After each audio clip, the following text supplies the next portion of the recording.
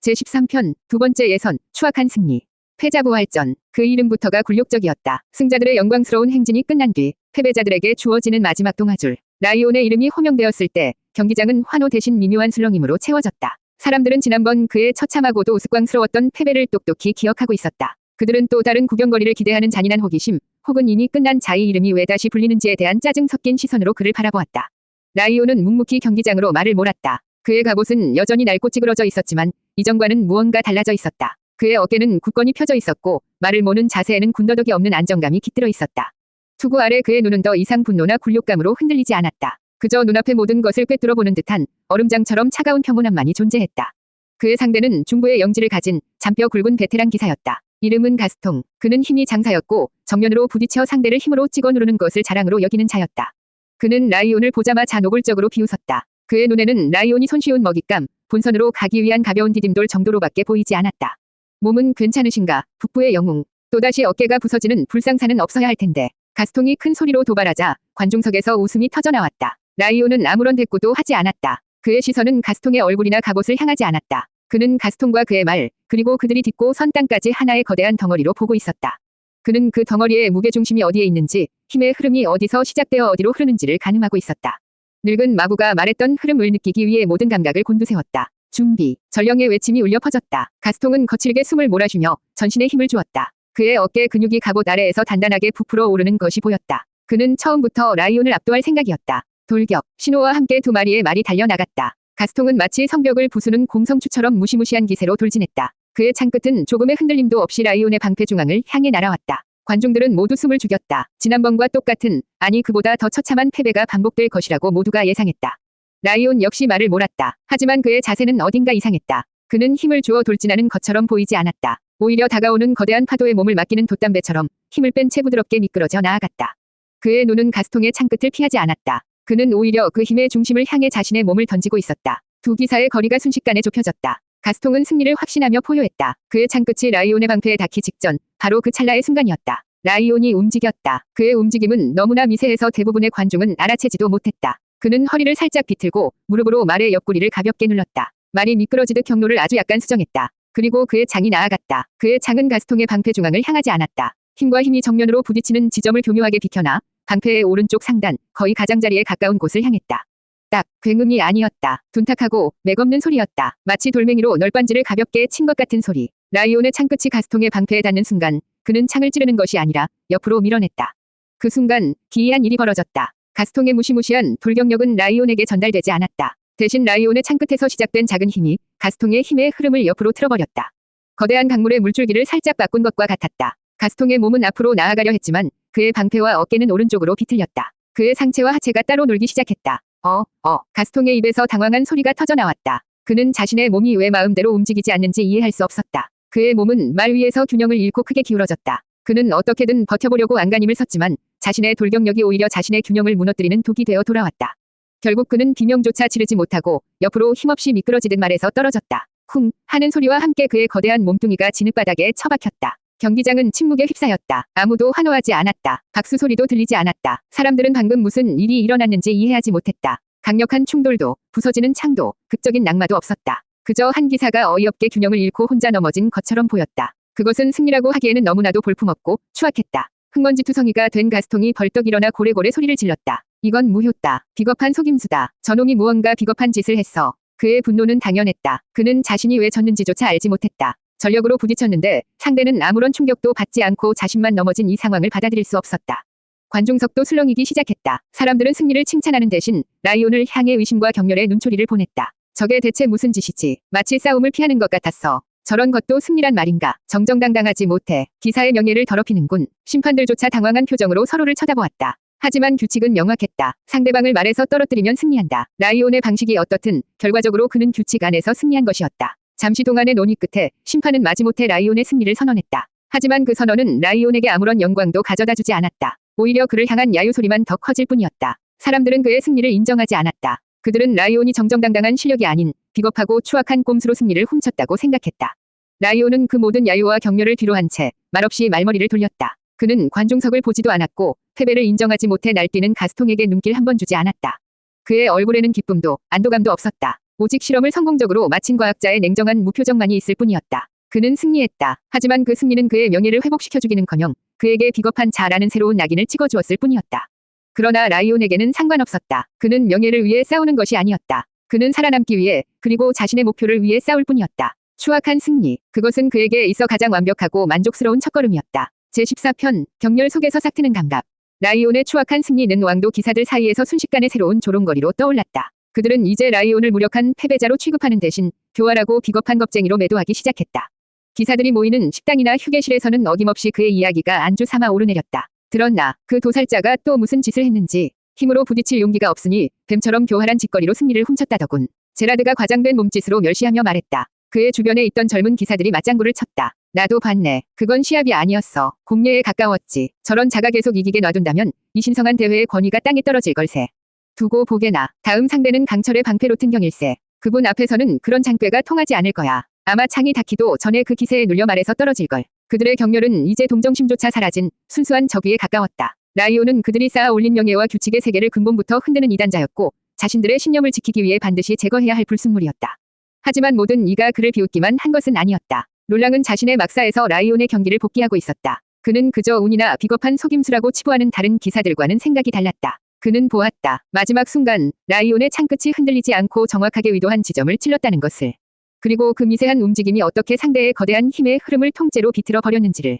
그것은 롤랑 자신이 아는 어떤 기술과도 달랐다. 그의 기사도는 힘과 힘이 정면으로 부딪히는 숭고한 격도를 미덕으로 삼았다. 가장 강력한 힘으로 상대를 압도하는 것이야말로 진정한 기사의 증명이었다. 하지만 라이온의 기술은 그 모든 것을 부정하고 있었다. 최소한의 힘으로 상대의 힘을 역이용하여 스스로 무너지게 만드는 기술. 그것은 교활했지만 동시에 무서울 정도로 효율적이었다. 롤랑은 처음으로 자신의 완벽한 세계에 아주 작은 균열이 생기는 것을 느꼈다. 그는 이 설명할 수 없는 불안감의 정체를 알 수 없었다. 한편 격렬의 폭풍 한가운데 있는 라이온은 놀라울 정도로 평온했다. 그는 다른 사람들의 시선이나 평가에 더 이상 신경 쓰지 않았다. 그는 자신의 숙소나 마구간에 틀어박혀 방금 전이 승리를 자신의 안에서 되새기고 있었다.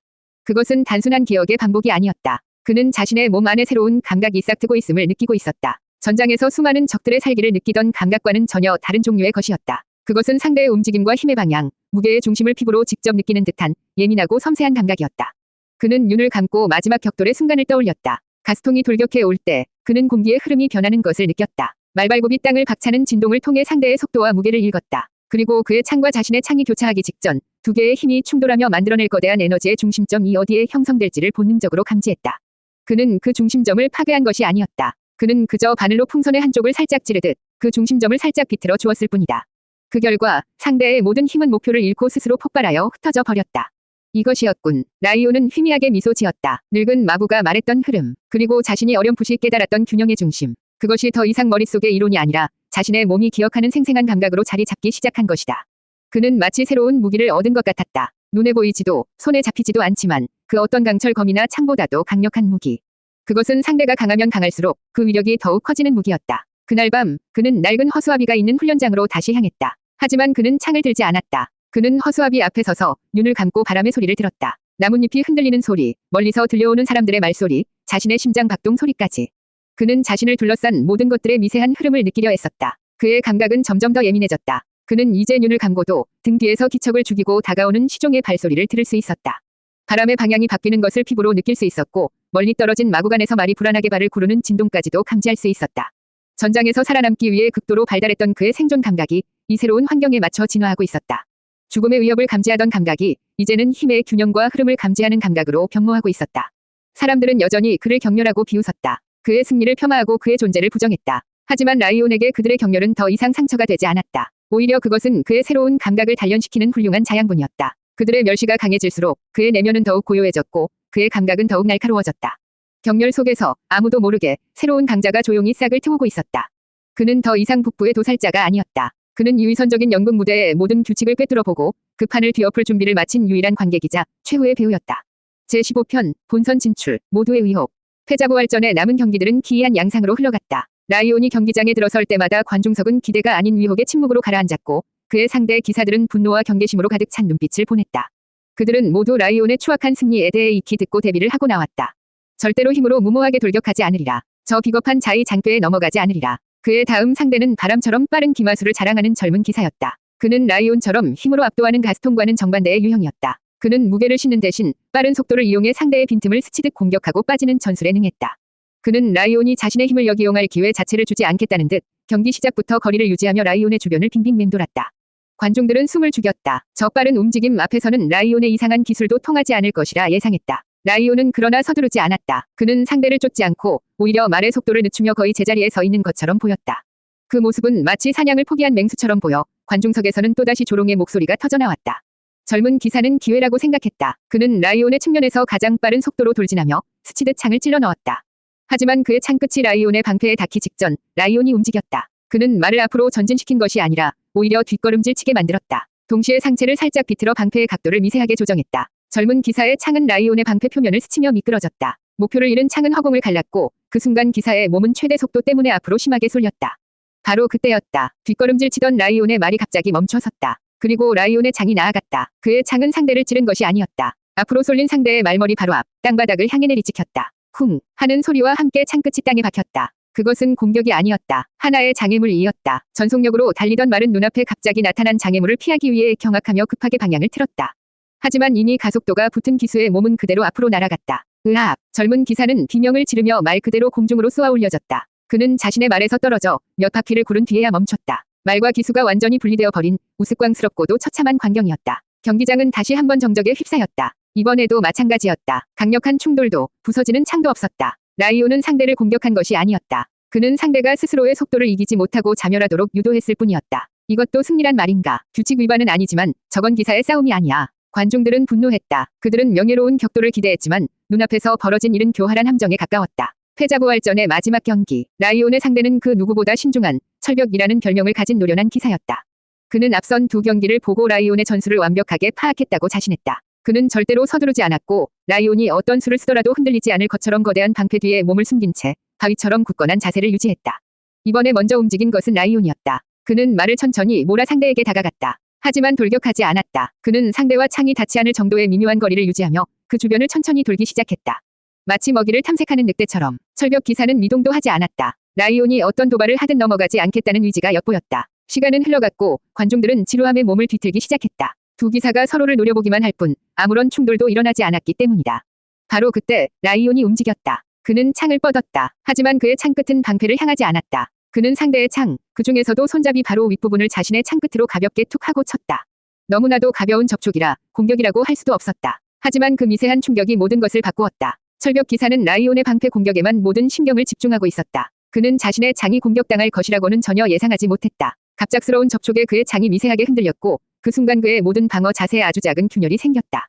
바위 같던 그의 균형이 찰나의 순간 무너진 것이다. 라이온은 그 순간을 놓치지 않았다. 그는 첫 번째 접촉의 반동을 이용해 즉시 창을 회수했다가 다시 찔렀다. 두 번째 공격은 상대의 방패 중앙을 정확하게 꿰뚫었다. 균형이 무너진 상태에서 받은 충격은 평소의 2배, 3배로 증폭되었다. 흐헉, 철벽 기사는 신음과 함께 말 위에서 맥없이 쓰러졌다. 그는 자신이 왜 졌는지 이해할 수 없다는 표정으로 하늘을 바라보았다. 이것으로 라이온의 본선 진출이 확정되었다. 하지만 경기장 어디에서도 박수 소리는 들리지 않았다. 오직 의혹과 불쾌함으로 가득 찬 수군거림, 그리고 노골적인 야유만이 그를 맞이했다. 그는 3번이 경기에서 단 한 번도 정석적인 공격을 하지 않았다. 그는 상대의 힘과 속도, 그리고 심리적인 허점을 이용하여 모두를 자멸시켰다. 그것은 기사들의 눈에 비겁함이었고 관중들의 눈에는 사기였다. 하지만 라이온에게 그것은 새로운 감각을 시험하고 완성해 나가는 과정일 뿐이었다. 그는 모두의 의혹 속에서 누구의 축하도 받지 못한 채 조용히 본선 진출자 명단에 자신의 이름을 올렸다. 그의 존재 자체가 이 화려한 대회의 명예에 드리워진 불길하고도 어두운 그림자가 되어가고 있었다. 제16편 귀족들의 암묵적인 살위. 라이온의 본선 진출 소식은 왕도 귀족 사회에 유쾌하지 않은 파문을 일으켰다. 대회의 밤마다 열리는 화려한 연회장에서 그의 이름은 이제 값비싼 와인에 곁들여지는 불쾌한 안주거리였다. 귀족들은 자신들이 신성시하는 기사도 정신이 정체불명의 야만인에 의해 더럽혀지고 있다고 생각했다. 이건 수치요, 수치. 저런 자가감이 본선 무대를 밟게 하다니. 대회의 권위가 어디까지 추락할 셈인가. 대회 운영위원장을 맡고 있는 늙은 공작이 핏대를 세우며 말했다. 그의 주변에 모여있던 다른 귀족들도 격하게 고개를 끄덕였다. 그의 싸움 방식은 기사의 것이 아닙니다. 오히려 시장 잡배들의 속임수에 가깝습니다. 규칙을 어기지는 않았으니 제재할 명분도 없다는 것이 더 화가 날 지경입니다. 제라드의 아버지가 분통을 터뜨렸다. 자신의 아들이 저런 비겁한 자와 같은 무대에 서야 한다는 사실 자체가 가문이 모욕이라고 생각했다. 그들의 대화는 자연스럽게 이 왕국의 이상적인 기사, 롤랑에게로 향했다. 롤랑은 여전히 온화한 미소를 잃지 않고 있었지만 그의 눈빛은 그 어느 때보다 차갑게 가라앉아 있었다. 롤랑 단장, 어떻게 생각하시오? 저 들개를 어떻게 처리해야 하겠소? 모두의 시선이 그에게 쏠렸다. 롤랑은 잠시 찻잔을 내려놓고 나지막하지만 단호한 목소리로 입을 열었다. 그는 위험한 존재입니다. 롤랑의 한마디에 연회장의 소음이 잦아들었다. 그는 말을 이었다. 그의 위험성은 그의 무력이 아닙니다. 그는 우리의 질서와 명예를 비웃고 그 근간을 흔들고 있습니다. 그의 방식이 용납된다면 아이들은 더 이상 정정당당한 힘과 용기를 배우려 하지 않을 겁니다. 대신 비겁한 속임수와 장꾀를 먼저 배우려 하겠지요. 그것은 왕국의 미래를 좀먹는 독과 같습니다. 그의 말에는 강한 힘이 실려 있었다. 그는 라이온의 존재를 단순한 이단아가 아닌 왕국의 기품을 무너뜨릴 수 있는 역병으로 규정하고 있었다. 하지만 어찌해야 한단 말이오. 규칙 안에서는 그를 막을 방법이 없지 않소. 늙은 공작이 답답하다는 듯 말했다. 그러자 롤랑의 입가에 아주 희미하고 차가운 미소가 스쳐 지나갔다. 규칙은 때로 우리를 보호하지만 때로는 우리의 손발을 묶기도 합니다. 하지만 여러분, 잊지 마십시오. 마상창 시합은 본질적으로 위험한 경기라는 것을. 그의 말에 귀족들은 순간 침묵했다. 롤랑의 말에 담긴 숨은 뜻을 파악하기 위해 서로의 눈치를 살폈다. 롤랑은 마치 아무것도 아니라는 듯 말을 계속했다. 경기 중에는 수많은 불의의 사고가 일어나곤 합니다. 말이 흥분하여 기술을 내던지기도 하고 부러진 창 파편이 갑옷의 빈틈을 파고들기도 하지요. 특히나 라이온 경처럼 비정상적인 움직임으로 상대의 균형을 무너뜨리려는 자는 예측 불가능한 사고에 휘말릴 가능성이 더욱 높습니다. 상대 기수가 그의 장꾀에 분노하여 순간적으로 힘 조절에 실수를 할 수도 있는 일이지요. 실수라는 단어에 롤랑은 미묘한 힘을 주어 말했다. 그 순간 귀족들은 그의 진짜 의도를 깨달았다. 그것은 암묵적인 지시였다. 합법적인 테두리 안에서 라이온을 처리하라는 명령. 제라드의 아버지가 음흉한 미소를 지으며 맞장구쳤다. 그렇고 말고 그의 다음 상대가 누구더라? 아, 남부의 광전사라 불리는 에드가 경이지. 그는 성질이 불같기로 유명하지 않나. 라이온 경이 교활한 움직임에 이성을 잃고 창을 부러뜨릴 기세로 휘두를지도 모를 일이군. 그러다 그의 팔이나 다리뼈 몇 개가 불의의 사고로 부서진다 한들 누가 에드가 경을 탓하겠나. 오히려 비겁한 자에게 철퇴를 내린 영웅이 될지도 모르지. 그의 말이 끝나자 연회장에는 더 이상 불만 섞인 목소리가 들리지 않았다. 대신 만족스럽고 잔인한 웃음소리가 나지막이 퍼져나갔다. 그들은 완벽한 해결책을 찾았다고 생각했다. 자신들의 손에 직접 피를 묻히지 않고 기사도의 명예를 지킨다는 명분 아래 합법적으로 라이온을 제거할 수 있는 방법. 그들은 라이온의 다음 상대인 에드가에게 사람을 보냈다. 대놓고 지시하지는 않았다. 다만 왕국의 모든 귀족들이 당신의 명예로운 승리를 기대하고 있다. 저 비겁한 야만인에게 진정한 기사의 힘이 무엇인지 보여주어야 한다는 식의 말로 그의 분노와 경쟁심을 한껏 부추겼다. 그리고 경기 중에 일어나는 불의의 사고는 누구도 탓하지 않을 것이라는 암시를 잊지 않았다. 그들의 암묵적인 사례가 어두운 연회장을 감도는 동안 라이온은 마국간의 어둠 속에서 자신의 말을 돌보고 있었다. 그는 연회장에 가득 찬 악귀를 직접 들을 수는 없었다. 하지만 그는 느낄 수 있었다. 그의 새로운 감각은 이제 힘의 흐름뿐만 아니라 사람의 기척과 의도까지도 감지하기 시작했다. 전장에서 수없이 겪었던 등 뒤를 향하는 차가운 살기와 같은 감각. 왕도 전체가 보이지 않는 거대한 적이 되어 자신을 짓누르는 듯한 압박감.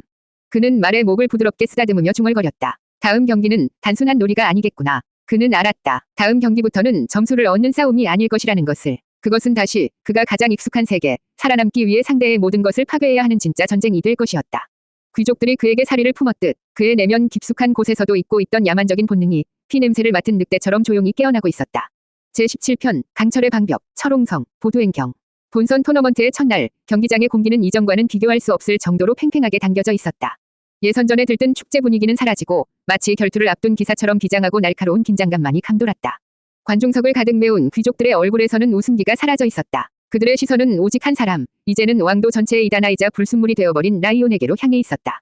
그들의 눈빛에는 격려를 넘어선 명백한 적애가 담겨 있었다. 라이온의 첫 번째 본선 상대는 남부 출신의 보두행경이었다. 그는 철옹성이라는 별명으로 더 유명했다. 그의 집안은 대대로 왕국 최고의 갑옷과 방패를 만드는 명문이었고 보두행 자신은 그 살아있는 증명품이었다.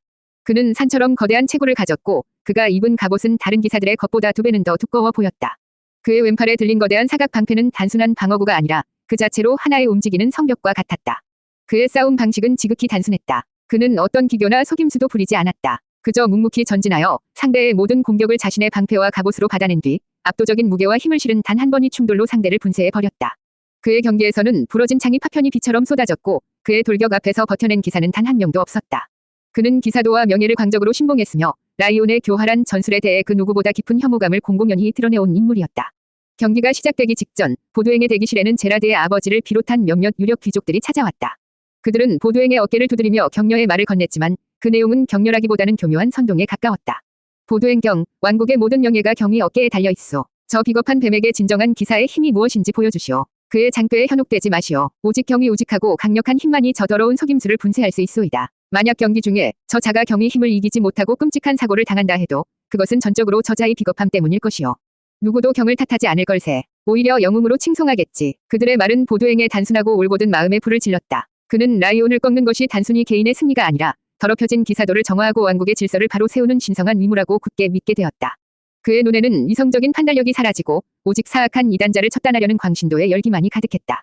마침내 라이온이 경기장의 모습을 드러냈다. 이전보다 훨씬 더 거세진 야유가 그를 맞았다. 하지만 그는 미동도 하지 않았다. 그는 투구의 좁은 시야를 통해 경기장 반대편에서 자신을 기다리는 거대한 강철의 산, 보도행을 바라보았다.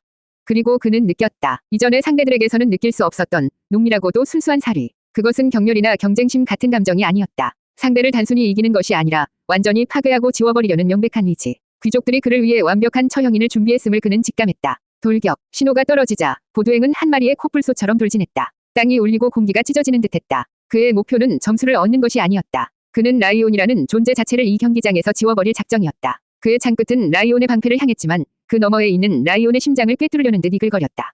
라이온 역시 말을 몰았다. 그는 본능적으로 위험을 감지하고 이전 경기에서 가스통을 상대했을 때처럼 힘의 흐름을 비틀기 위해 움직였다. 그는 보도행의 방패 가장자리를 노리고 자신의 창을 찔러 넣었다. 쾅! 이전과는 전혀 다른 귀가 먹먹해지는 굉음이 터져나왔다. 라이온의 창끝이 보도행의 방패에 닿는 순간 그는 마치 거대한 산맥과 부딪힌 듯한 충격을 받았다. 그의 기술은 분명히 성공했다. 힘의 흐름을 비트는 데는 성공하여 정면으로 충돌했다면 뼈까지 으스러졌을 파괴적인 힘의 대부분을 흘려보낼 수 있었다. 하지만 보도행은 달랐다. 그는 자신의 힘만으로 돌격하는 것이 아니었다. 그의 자세는 너무나도 안정적이어서 말과 기수와 땅이 하나의 뿌리로 연결된 거대한 나무와도 같았다. 라이온의 기술에 의해 균형이 살짝 흔들렸지만 그는 그 거대한 뿌리의 힘으로 버텨냈다. 오히려 라이온의 창이 충격을 이기지 못하고 중간부터 우직근 소리를 내며 부러져 나갔다. 라이온은 간신히 낙마를 면했지만 창을 쥔 오른팔 전체에 찌르는 듯한 통증이 퍼졌다. 그의 말 역시 충격에 놀라 거칠게 울부짖으며 몇 걸음 주춤거렸다. 첫 번째 격돌은 무승부처럼 보였지만 실질적으로는 라이온의 완패였다. 그의 새로운 기술이 처음으로 완벽하게 통하지 않은 순간이었다. 관중석의 귀족들은 만족스러운 미소를 지었다. 롤랑은 무표정한 얼굴로 그 광경을 지켜보았지만 그의 눈빛은 역시나 하고 말하고 있었다. 장패는 압도적인 힘과 신념 앞에서는 무력하다는 것을 증명하고 있었다. 두 번째, 세 번째 격돌이 이어졌다. 양상은 비슷했다. 라이온은 자신의 모든 감각을 동원하여 보도행의 치명적인 돌격을 아슬아슬하게 피하거나 흘려보냈다. 그는 더 이상 보도행을 넘어뜨리려 하지 않았다. 그것은 불가능하다는 것을 깨달았다. 그는 오직 생존을 위해 저 무자비한 강철 공성추를 피하는 데에만 집중해야 했다. 경기는 점점 추격전처럼 변해갔다. 보도행은 분노에 찬 포효를 지르며 라이온을 부수기 위해 돌진했고 라이온은 교묘하게 그 공격을 피하며 거리를 벌렸다. 관중들은 처음에는 보도행의 압도적인 힘에 환호했지만 경기가 길어지자 점점 지루함을 느끼기 시작했다. 하지만 라이온의 머릿속은 그 어느 때보다 치열하게 움직이고 있었다. 이대로는 안 된다. 시간은 자신의 편이 아니었다. 매번 충격을 흘려보낼 때마다 자신의 팔과 말의 피로가 쌓여가고 있었다. 언젠가는 한계가 올 것이고 단 한 번의 실수만으로도 그는 끔찍한 최후를 맞이할 터였다. 그는 보도행을 보았다. 저 완벽한 강철의 방벽, 흔들리지 않는 굳건한 의지, 그 어떤 공격도 통하지 않을 것 같은 절대적인 방어력. 그는 시선을 천천히 아래로 내렸다. 보도행의 방패, 그의 갑옷, 그리고 그 모든 것을 지탱하고 있는 존재. 바로 말이었다. 보도행의 육중한 몸과 갑옷, 그리고 거대한 방패의 무게를 오롯이 감당하고 있는 것은 살아있는 생명체였다. 라이온의 예민해진 감각에 새로운 정보가 들어오기 시작했다. 그는 보았다. 매번 돌격을 위해 출발하고 멈출 때마다 말에 내 다리가 미세하게 떨리는 것을. 그는 들었다. 갑옷과 무기의 소음에 묻혀 다른 누구도 듣지 못하는 말의 거칠고 힘겨운 숨소리를. 그는 느꼈다. 땅을 통해 전해져 오는 진동이 처음의 경쾌함을 잃고 점점 둔탁하고 무거워지고 있다는 것을. 보도행은 철옹성이었다. 하지만 그 어떤 견고한 성이라도 그 기초가 무너지면 속절없이 무너져 내리는 법이다. 라이온의 머릿속에 섬광처럼 새로운 길이 열렸다. 그는 지금까지 단 한 번도 생각해 보지 않았던 가장 기괴하고도 잔인한 해법. 방패를 부수는 것이 아니다. 저 철옹성의 성벽을 공략하는 것은 어리석은 짓이다. 성벽이 서 있는 땅, 그 기초를 부숴버리면 된다. 저 남자의 방패가 아닌 그가 타고 있는 말을 부숴야 한다. 제18편, 방패를 부수는 것이 아닌 말을 부숴라. 새로운 해법을 찾아낸 순간 라이온의 움직임은 완전히 변했다. 그는 더 이상 보도행의 공격을 피하거나 방어하지 않았다. 오히려 그는 다음 격돌을 준비하는 보도행을 향해 먼저 말을 천천히 몰기 시작했다. 그 모습은 항복하려는 것처럼 보이기도 했고 무모한 자살 공격처럼 보이기도 했다. 보도행은 으르렁거리며 생각했다. 드디어 저 교활한 쥐새끼가 모든 것을 포기했구나. 그는 이번에야말로 라이온을 끝장내기 위해 남아있는 모든 힘을 끌어모아 돌진할 준비를 했다. 하지만 라이온은 돌격하지 않았다. 그는 창을 앞으로 겨누는 대신 옆으로 비스듬히 눕힌 채 보도행의 주변을 빙빙 맴돌기 시작했다. 마치 사냥감이 아니라 호기심 많은 동물을 관찰하는 듯한 기이한 움직임이었다. 내 놈, 지금 무슨 수작이냐. 썩 와서 정정당당하게 승부를 내자. 보도행이 고함을 질렀지만 라이온은 대답 없이 오직 그의 말만을 집요하게 관찰했다. 그는 말의 눈빛, 귀의 움직임, 꼬리의 떨림, 그리고 발걸음의 미세한 불균형까지 모든 것을 자신의 머릿속에 기록했다. 그는 이 말이 이미 한계에 다다랐다는 것을 확신했다. 이제 필요한 것은 약간의 충격뿐이었다. 마침내 라이온이 움직였다. 그는 말을 몰아 보도행의 측면으로 빠르게 파고들었다. 보도행은 라이온이 측면을 공격하려는 줄 알고 급하게 방패를 돌려 방어 자세를 취했다. 하지만 라이온의 목표는 보도행이 아니었다. 그는 보도행의 옆을 스쳐 지나가는 바로 그 순간 자신의 창을 휘둘렀다. 하지만 창 끝으로 찌른 것이 아니었다. 그는 창이 단단한 나무 몸통 부분으로 보도행의 말 안장 뒤쪽 기수가 타지 않은 빈 공간을 쾅 하고 강하게 내리쳤다. 규칙상 기수나 말을 직접 공격하는 것은 금지되어 있었다. 하지만 말의 안장을 치는 것은 규칙에 명시되지 않은 누구도 상상하지 못한 회색지대였다. 퍽 하는 둔탁한 소리와 함께 말은 비명을 지르며 날뛰기 시작했다. 공격을 당한 것은 아니었지만 갑작스러운 충격과 소음에 극도로 놀란 것이다. 이미 지칠 대로 지쳐있던 말의 이성은 완전히 끊어져 버렸다. 말은 기수의 통제를 벗어나 앞발을 들고 미친 듯이 몸을 흔들어댔다. 이놈, 진정해. 보도행은 당황하여 날뛰는 말을 제어하려 했었다. 그의 완벽했던 방어 자세는 완전히 무너졌고 그의 모든 신경은 말을 진정시키는 데에만 쏠렸다. 그의 거대한 몸집과 무거운 갑옷은 이제 말을 더 자극하는 짐 덩어리에 불과했다. 철옹성의 가장 큰 약점이 바로 그 기반이 통제불능의 상태에 빠진 것이다. 라이온은 그 기회를 놓치지 않았다. 그는 즉시 말머리를 돌려 혼란에 빠진 보도행을 향해 이번에야말로 정면으로 돌격했다. 하지만 그의 창끝은 여전히 보도행의 방패나 몸을 향하지 않았다. 그의 창끝이 향한 곳은 바로 보도행이 쥔 창 그 자체였다. 쨍, 날카로운 쇠소리와 함께 라이온의 창끝이 보도행의 창대를 정확하게 튕겨냈다. 말을 제어하느라 제대로 쥐고 있지도 못했던 창은 보도행의 손에서 힘없이 떨어져 나가 땅바닥을 나뒹굴었다. 무기를 잃고 통제불능의 말 위에서 허우적거리는 기사. 그는 더 이상 철옹성이 아니었다. 그저 거대한 갑옷 속에 갇힌 무력한 포로일 뿐이었다. 라이온은 거기서 멈추지 않았다. 그는 말의 속도를 늦추지 않은 채 보도행의 옆을 다시 한번 스쳐 지나갔다. 그리고 이번에는 창을 쓰는 대신 자신의 왼팔에 들린 방패의 모서리로 날뛰는 말의 머리 바로 옆 허공을 위협적으로 후려쳤다. 휙 하는 날카로운 바람 소리가 말의 귓가를 스쳤다. 마지막 남은 이성의 끈을 놓아버린 말은 공포에 질려 비명을 지르며 뒷걸음질 치기 시작했다. 그리고 그 과정에서 자신의 육중한 기술을 이기지 못하고 뒷다리가 꼬이며 그 자리에 주저앉아 버렸다. 흐악! 보도행은 자신의 말이 무너져 내리는 것과 함께 균형을 잃고 옆으로 쓰러졌다. 그의 거대한 몸이 땅에 부딪히는 소리는 마치 철제 건물이 무너지는 소리처럼 경기장을 가득 메웠다. 먼지가 피어오르고 잠시 후 그 안에서 옴짝달싹 못하는 강철 거인의 모습이 드러났다. 그의 갑옷은 너무 무거워서 한번 넘어지자 스스로의 힘으로는 일어날 수조차 없었다. 경기장은 완전한 침묵에 빠졌다. 사람들은 방금 자신들이 본 광경을 믿을 수 없었다. 왕국 최강의 방패, 결코 무너지지 않을 것 같았던 철옹성이 단 한 번의 유효한 공격도 받지 않은 채 무너져 내렸다. 라이온은 규칙을 단 하나도 어기지 않았다. 그는 보도행을 공격하지 않았다. 그는 그의 말을 공격하지도 않았다. 그는 단지 말의 정신을 부수고 공포심을 자극하여 스스로 무너지게 만들었을 뿐이다. 이것은 기사도에 대한 정면 도전이자 신성한 시합에 대한 가장 완벽한 모독이었다. 라이온은 힘이 아닌 공포로 용기가 아닌 지략으로 상대를 굴복시켰다. 그는 이 명예로운 연극 무대 한가운데에 전쟁터의 가장 잔인하고 현실적인 법칙을 끌고 들어온 것이었다.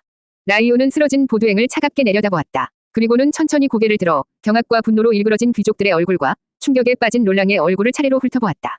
그의 눈빛은 이렇게 말하고 있었다. 이것이 너희가 원한 것이 아니었나. 너희는 나를 부수려 했지만 나는 너희의 세계를 부술 것이다. 그의 승리는 결정되었다. 하지만 이제 왕국의 그 누구도 그를 단순한 이단아로 취급하지 않았다. 그는 이제 모두에게 공포의 대상이었다. 예측할 수 없고 이해할 수 없으며 막을 수 없는 재앙. 그의 다음 행보를 아무도 예측할 수 없게 되었다.